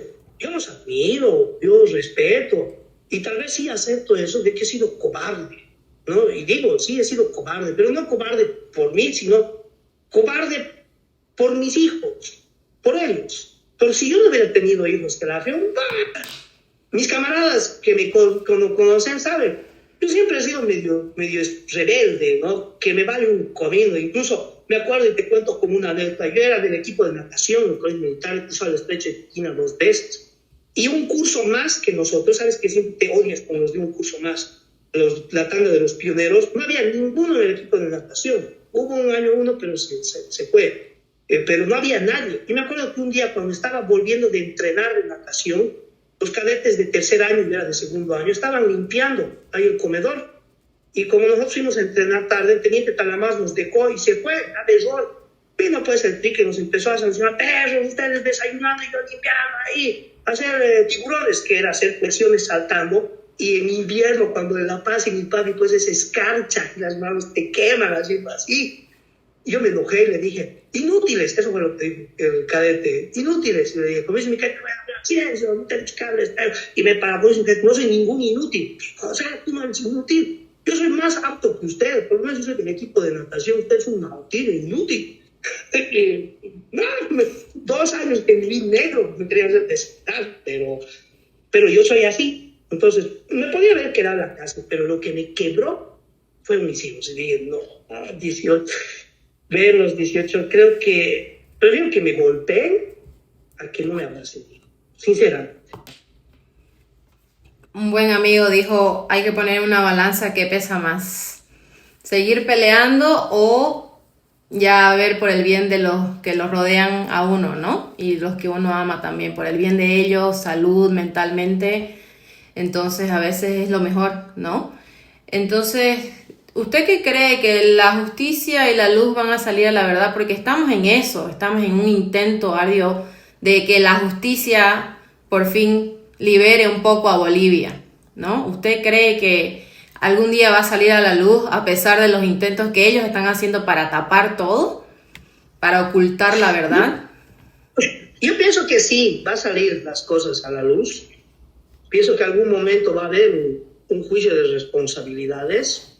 Me gustaría que se apruebe. Pienso que ahorita, si bien la están liberando a Yanine Áñez y se está promulgando de realizar un juicio de responsabilidades, creo que ahorita lo que ellos están buscando es quemar opciones y basarse en la ley boliviana que dice que no se puede sentenciar 2 veces. Se basa en un principio que llaman el non bis idem, que no se puede sancionar 2 veces por una cosa, pero está mal utilizado, porque no estás sancionando 2 veces a una persona por un delito, sino que estás investigando nuevamente. Hay varios países que han adaptado ese principio del non bis idem a no volver a juzgarlos, pero sí volver a investigar. No solamente en Bolivia no está. Pienso que para eso debería haber un gobierno. No veo ningún candidato. Yo, como he dicho, no estoy ni con uno ni con otro. Tengo la esperanza en Jorge Tuto Quiroga. No la confianza, pero confío en Tuto. No por muchas cosas que sé, especialmente cuando él fue presidente con la muerte del teniente Trujillo, que negociaron la muerte del teniente Trujillo en Sacaba. Pero tengo la esperanza de que pueda haber un cambio, a diferencia de Rodrigo Paz, que no tengo la esperanza, tocando temas políticos que no sé si vienen al contexto, pero me gustaría que algún gobierno hable de la apertura de la función política del Estado y la posibilidad de que, si bien se ha juzgado a una persona, no se corte la puerta a poder investigar nuevamente los procesos. Porque ¿qué ocurre ahorita? Si se hace el juicio de responsabilidades, se vuelve a someter y sale al final que no ha habido ninguna persona, que los culpables ya fueron sentenciados, personas inocentes, ojo, porque las personas que estuvieron en la cárcel fueron inocentes. Y me consta, por ejemplo, Santi Esteban, Drupi apellidaba mi coronel, que era comandante, Irrazábal, es que me acuerdo más de su apodo, porque el colegio militar fue así, mi instructor, y era pues así, no militar, pero de esos corres, y nosotros decíamos, Drupi de Paula, ¿no? Porque los sancionaba a las 3 de la mañana. No, pues era de los militares antiguos, de temple, que se paraba cumpliendo la sanción. Es un instructor muy directo, ¿no? Pero su apodo siempre era Drupi, porque pluneamos Drupi, ¿no? Pero Irrazábal. Mira, cuando ocurrió Sencata, y me salgo aquí por un paréntesis en esto, cuando ocurrió Sencata, todo eso, cuando ya estuvieron los muertos, recién llegó Irrazábal, Santi Esteban y todas esas personas. Pero los metieron a ellos que llegaron después de los muertos. Y las personas que estuvieron ahí, que fueron parte, por ejemplo, de la comisión de periodistas, entre comillas, infiltrados por el periodista, que creo que ni es periodista, Eduardo Lonjo, del canal Abya Yala, las personas que estuvieron ahí, bolivianas, que eran supuestos periodistas, que fueron, para mí, que me llegó un dato, que fueron algunos de ellos parte de los mercenarios entrenados en San Anita por la niñez Bazán, nunca fueron procesados, nunca se los llamó a declarar. Se llamó a declarar una declaración al comandante de la compañía accidental en ese entonces, que era David Becerra, teniente coronel de ejército, creo que es del curso de Irrazábal o de mi coronel Santi Esteban, creo que es el curso de uno de los dos, no estoy muy seguro. Pero, ¿qué declaró este comandante? De que agarra y que solamente lo conocía Valverde porque era su superior y que estuvo le declararon comisión a la NH y él reclamó cuando la pregunta a la fiscalía, y tengo el documento de la fiscalía, te voy a mandar, que él nunca respondió a la pregunta. Le preguntaron cuál era el nexo con el general Valverde, que Valverde tampoco tenía mucho pito ahí, pero la cosa es de que este coronel podía haber agarrado y haber mencionado de que sí habían reportes de inteligencia, porque yo le di los reportes a él, de que habían personas armadas, con armas artesanales, que hacían con tubos de gas, con esa instalación de los gases, esos tubos amarillos, que tenían munición de escopeta, que estaban camuflados como bandera, y que había personal con dinamita, que había personal con pistolas, que aparentemente eran 22 milímetros, de acuerdo a mi percepción, que luego me enteré que eran 27, calibre 27, que es un calibre que ni yo sabía que existía, ¿no? Pero es un calibre que utilizan más los cubanos, que cuando empezamos a indagar, el mismo agarra y me dice, este calibre no es 22, Tintín, esto es 27, mira qué fotos en internet. Quien descubrió eso fue el Sanginés, que fue comandante de la compañía de inteligencia en la época de Zúñiga, no que estaba en ese grupo. Pero nunca los procesaron a ellos.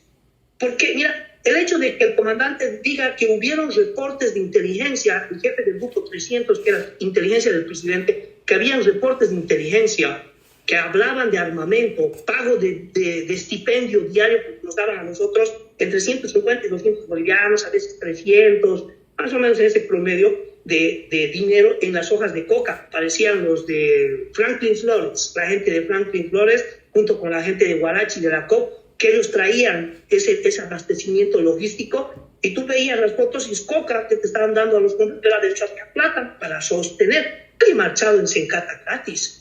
Los han utilizado. Yo no digo que la gente de Sencata sea mala, que los salteños desgraciados, porque estás generando un odio hacia personas contextualizando el tipo, el lugar de vivienda, que está mal. No puedes generalizar, como decía Kierkegaard, pero hubo mucha gente que fue delincuente, que operó, y hubo mucha gente que fue utilizada bajo necesidad económica o bajo principios que ellos creían que lo estaban haciendo bien porque estaban manteniendo. O sea, la ignorancia en Bolivia es muy grande y eso es lo que ellos utilizan, la ignorancia. Y no te hablo de ignorancia como insulto, te hablo de ignorancia como que ignoras algo.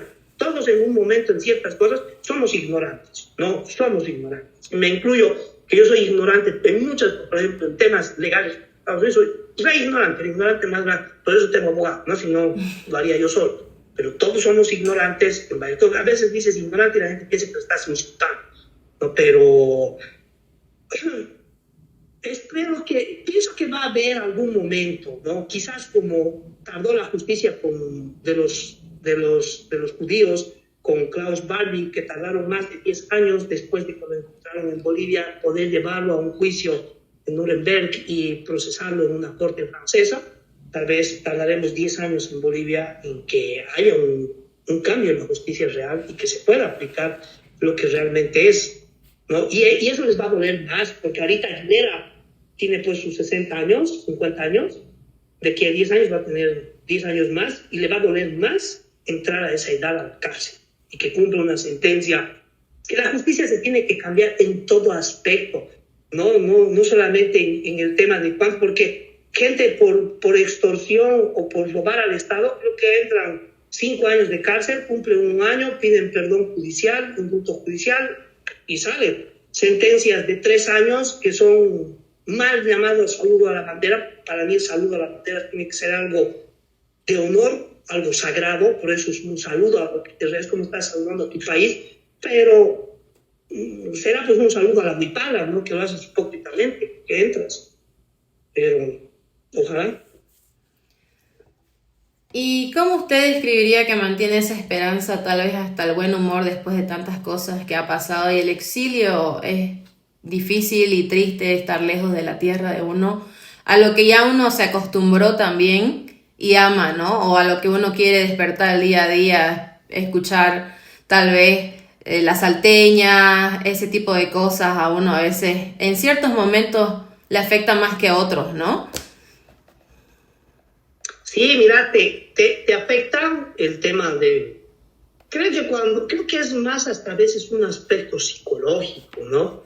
Yo cuando estuve en otros lugares capacitándome, trabajando, entrenando en Colombia, Haití, Argentina, Brasil, donde tuve oportunidad de ir a hacer diferentes cursos, etcétera, etcétera, como que yo sabía que iba a volver, ¿no? Y no extrañas, no es lo mismo, ¿no? Incluso cuando estaba en Haití, estuve un año, no extrañaba.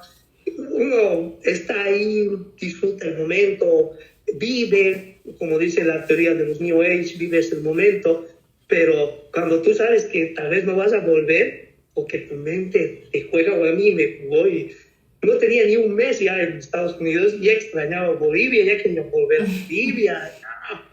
Me llamaban algunos camaradas, me acuerdo de mi último destino, en Colchacá, que es en el Salar de Uyuni, que pasaba en el Salar de Uyuni, que me mandaron destino Castigo, que para mí fue un bonito destino, extrañé a los legionarios.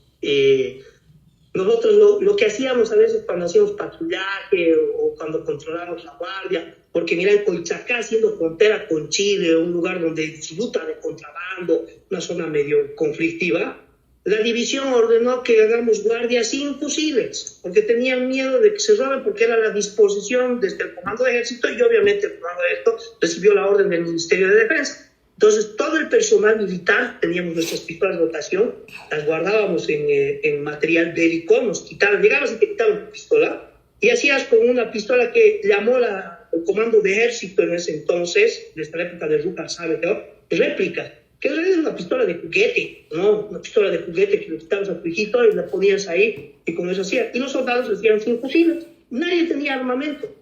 Entonces ya hubo unas situaciones así de medio que alertaron. Tenía algunos oficiales que eran buenos, ¿no? Muy buenos capitanes, tenientes que conocía allá. Supuestamente eran castigados, pero bueno. Y nos poníamos charlando y contando nuestra vida, haciendo un bolo, ¿no? No había nada más que hacer. Es un bolo. No soy, digamos, pero que como que hay esa cultura en la militar del bolo, ¿no? De la coca. Entonces haciendo un bolo, fumando un cigarro, charlando, controlando, pasando ropa. Esto pensé que nunca iba a extrañar. Mira, al mes que estuve aquí me llama uno de esos oficiales que está y me hace una videollamada. Me dice, mi capitán, mire, un bolo, se está brillando. Hasta el bolo extrañado. Claro, yo también quiero un bolito, de hecho. Mándame una coquita virtual. Pero hasta eso extrañas. No sé si es más psicológico, porque sabes que hay posibilidad de que no vuelvas. O qué, en mi caso, ya creo que desde el mes empecé a extrañar hasta esas cosas tan sencillas como hacer un bolo, que no extrañaba. Alguna vez yo con mis camaradas, cuando estudiábamos o hacíamos guardia, hacía un bolo porque me invitaban por no quedar, y que no te digan, ay, míralo, uy, el de la zona sur, uy, el tal, hacía, ¿no? O cuando trabajaba con la ABT en proyectos, o con la JAM cuando hacía minería ilegal, infiltrado y demás cosas que tienes que bolear. Entonces aprendí, no lo veo, no soy enemigo ni amigo de ello, no estoy en la línea que lo apoya ni que lo sataniza, pero hasta eso extrañé, ¿no? Pero extrañas todo. Peor cuando te llama alguien y te dice, mira, un platito ahí, me usaba un platito, un fricasé, o sea, extrañas ver el país. No sé por qué, no te podría explicar si es más subjetivo o psicológico. Puede ser un poco de las dos también, porque como bien dije, o sea, uno está tal vez acostumbrado, la vista, y ya uno se acostumbra físicamente a un lugar, ¿no? Por el hecho de que también es cómodo, porque ir a lo desconocido es incómodo, o sea, ir a lo que uno no conoce.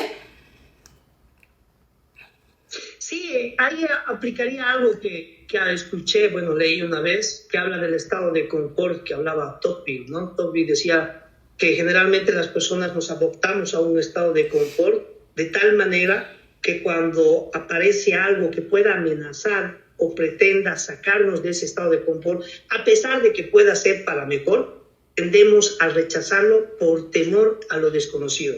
Y la gente se aferra a un estado de confort, ¿no? Y concuerdo muy bien con ese pensamiento, y creo que prácticamente va en eso, ¿no? Y lo mismo ocurre en el entorno político. Es algo que se aplica también mucho en el tema de las operaciones psicológicas, porque se basa en el estado de confort de las personas. Lo que hace la nueva guerra de esta nueva generación, que es algo que no estamos acomodados, es prácticamente arrinconar a la sociedad a la subsistencia para evitar que se articulen en defensa. ¿Por qué? Porque cuando te arrinconan en la subsistencia, te meten en un estado de confort que, a pesar de que no es nada bueno ni nada agradable, pero es el espacio que tú sientes que tienes control. Tu estado de confort es una zona de control y la gente tiende a tener miedo a no poder controlar algo mejor o algo más grande.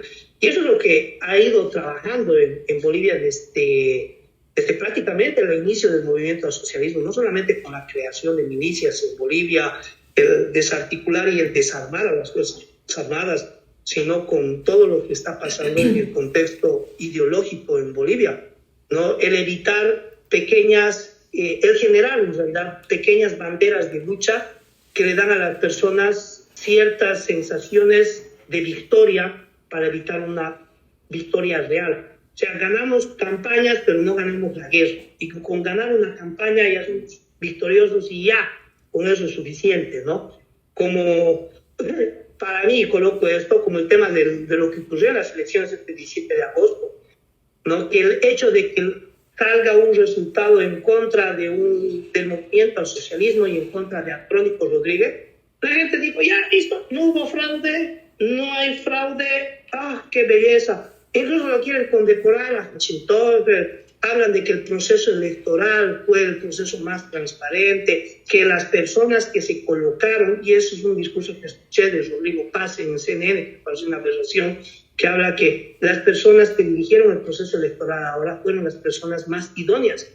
Pero si tú ves los procesos, incluso las mismas declaraciones de Ávila, él dice que está en el órgano electoral plurinacional hace más de 20 años. Entonces, por ende, el proceso electoral del 2019 y el 2020 fueron procesos legítimos, transparentes, si las mismas personas que ejecutaron esto son las que dirigieron, ¿no? Y no te olvides que en 2019-2020 había un presidente del órgano electoral, ahora no hay un presidente, entonces no es presidente, es vicepresidente. Entonces, ¿qué? El descabezar a una institución le da la credibilidad a la institución, y las mismas personas que fueron corruptas hace ni 5 años atrás, ahora son intachables y los mismos procesos cambian.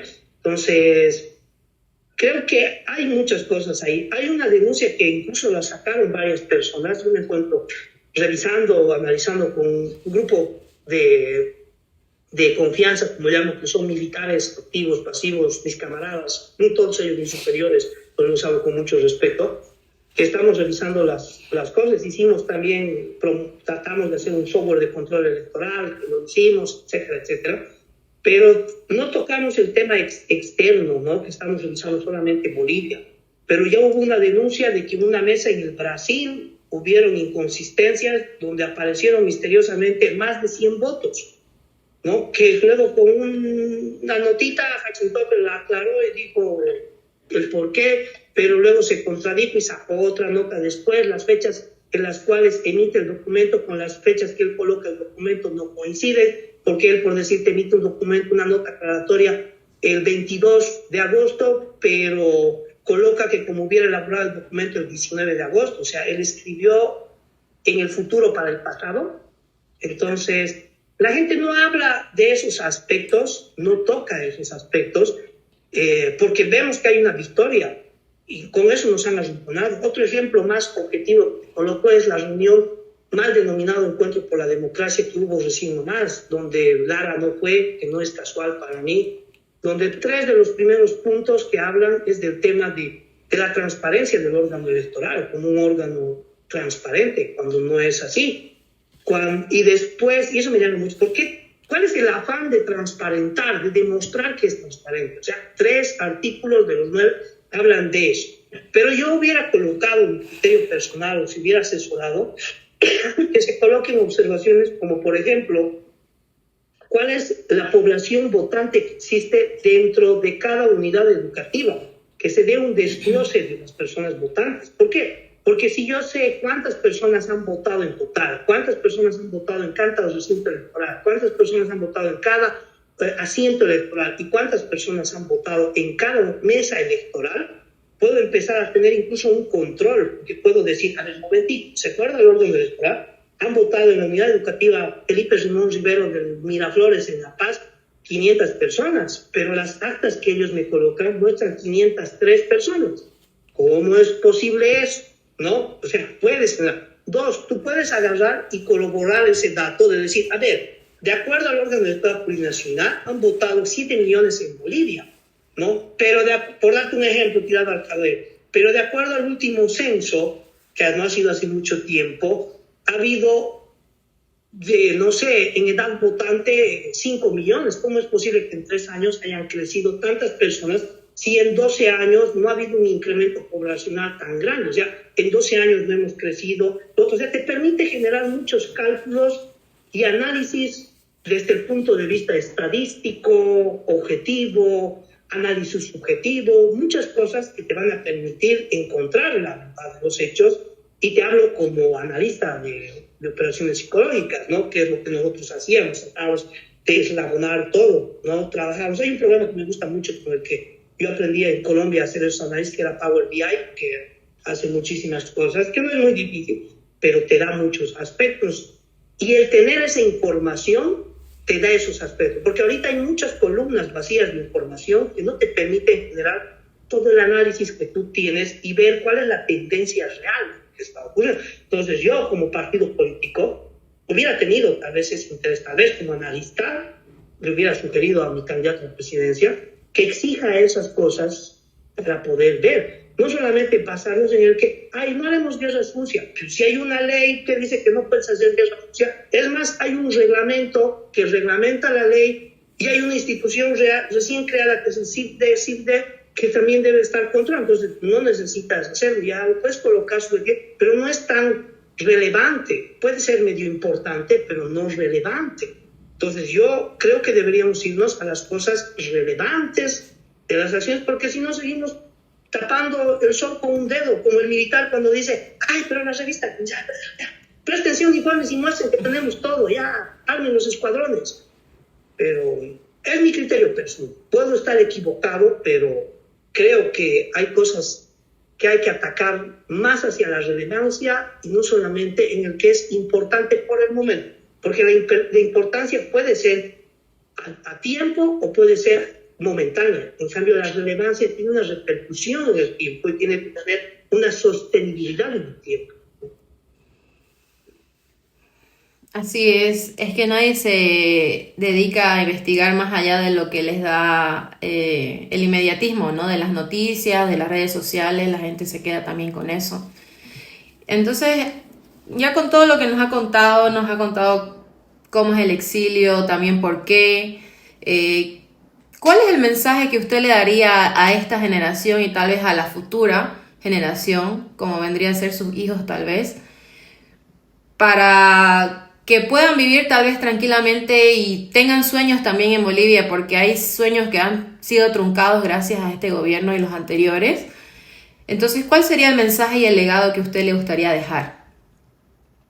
Mira, yo pienso y creo, siempre he sido creyente en esto, de que las libertades no solamente nacen con la radicación del querer hacer lo que yo quiero, cuando yo quiero y en el momento que yo quiero. La libertad tiene que nacer en una manera y un sistema sobre el cual yo pueda vivir en armonía, en coordinación con todos, respetando a las demás personas y respetando lo que yo creo como principio fundamental. Entonces yo no puedo pedir y vivir y exigir una libertad cuando yo no tengo la capacidad de poder exigir mi libertad y luchar por mi libertad. Hay un lema que lo veo mucho aquí en los Estados Unidos que dice que la libertad no es gratis, y concuerdo totalmente. Pienso que el que busca la libertad tiene que tener el valor de luchar por su libertad y no esperar que la libertad le llegue. No puedo pedir que Bolivia sea libre, independiente y soberana cuando yo no aporto. Y si no aportas, eres parte del problema. No eres de la solución, eres parte del problema. Entonces, tal vez no daremos soluciones congruentes, pero podemos aportar en lo que nosotros podamos hacer, de lo que podamos hacer. Yo pienso de que uno no necesita estar dentro del país o fuera del país, ni ser gobierno para poder hacer un cambio y luchar por una libertad o una independencia. Pienso que uno lo hace desde los pequeños actos de patriotismo. Y pienso que el patriotismo nace desde las acciones consuetudinarias del diario vivir, desde el hecho de no tener corrupción robando hojas para llevar al cuaderno para mis hijos, o desde el hecho de no botar basura en la calle, porque confundimos muchas veces el patriotismo con el coraje. El patriotismo se lo demuestra día a día, luchando por lo que uno cree. Y el coraje es la acción que se la va a demostrar en el campo de batalla cuando sea necesario, de luchar y de poner el pecho en red. Pero mientras no tenga que sacar mi coraje, sacaré mi patriotismo, lucharé por mi patria. En cositas chiquititas que pueden hacer la diferencia. No esperar, sino ver cómo puedo aportar yo, cómo puedo engrandecer a los demás, ¿no? Para no irme mucho, porque si no, me tiendo a hablar luego, me emociono. Lamentablemente, mi capitán, el tiempo es un enemigo cuando se habla de estos temas y en este tipo de redes. A mí me gustaría comprometerlo para nuevas ediciones en el programa, porque es tanta la información, tantos temas, y aparte tenemos que explotar su conocimiento, porque la verdad es que hay muy pocas personas que tengan acceso a ese nivel de información y que tengan la capacidad de procesarla y poderla transmitir. Entonces, ahora públicamente quiero comprometerlo para algún otro programa y ya tocar algunos temas específicos, si le parece, por favor. Y bueno, agradecerle en principio por el tiempo que nos ha dispensado y sobre todo por su valentía y su voluntad. Una sola cosa más, mi capitán. Usted no fue cobarde, usted fue un buen padre y creo que eso está por encima de cualquier cosa. Muchas gracias, Flavio. Creo que a veces eso ayuda más, impulsa más, ¿no? Porque te llenan las dudas, ¿no? Como todo humano, tu mente empieza a... ¿no? Pero bueno. Y sí, no, yo te acepto la invitación, más bien te agradezco cuando se pueda, cuando quieran, ¿no? Bueno, sí, es cuestión de coordinar y lo hacemos, ¿no? A menos de que te prohíban también o te corten la libertad de expresión, como ya me ha ocurrido otras veces, ¿no? Que te cuento como anécdota, pero prefiero no decir los medios. Tuve entrevista con algunos medios, que solamente tuve 1 o 2 entrevistas y después me llamaban y me decían, ¿qué le parece tal día, a tal hora? Perfecto, hablaremos de esto. Ya, ¿tiene algo de documento, algo? ¿No? Peor con temitas sensibles que tocaban a mi amigo Johnny Aguilera. Entonces me llamaba en confianza en medio y me decía, ¿sabe qué, capitán? No le podemos hacer la entrevista, no porque no querramos, sino porque no queremos, producción no quiere problemas con el gobierno. Ya hubo represalias, amenazas, cosas así, entonces lo dejaremos un tiempito, enfriaremos unos 2 meses, 3 meses y le volvemos a invitar. Y yo les comprendo, ¿no? Pero lastimosamente se ve eso en Bolivia, ¿no? De que no hay, hacen crecer al que tienen que hacer crecer y muestran lo que ellos quieren mostrar y la gente vive lo que te muestra. Por eso te decía, nos han arrinconado una subsistencia y tú vives lo que te muestran. Muy poca gente, y ese es un problema en Bolivia, lee, ¿no? Y lo que nos falta, creo, en Bolivia es la lectura, leer más, investigar más, no quedarnos en la tele ni en el TikTok.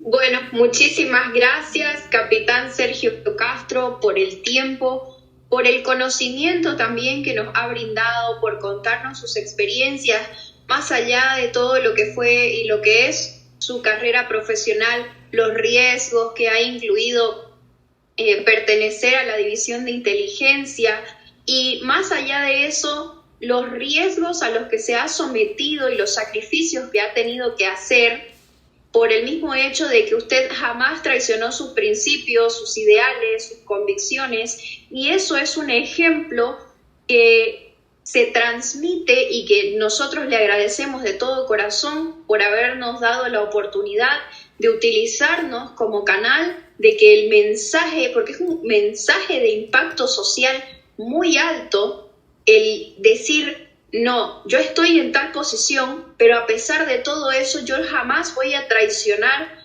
mis convicciones, jamás voy a traicionar mis principios, y eso a usted lo deja como una persona íntegra y que realmente realiza un aporte moral en toda la sociedad boliviana.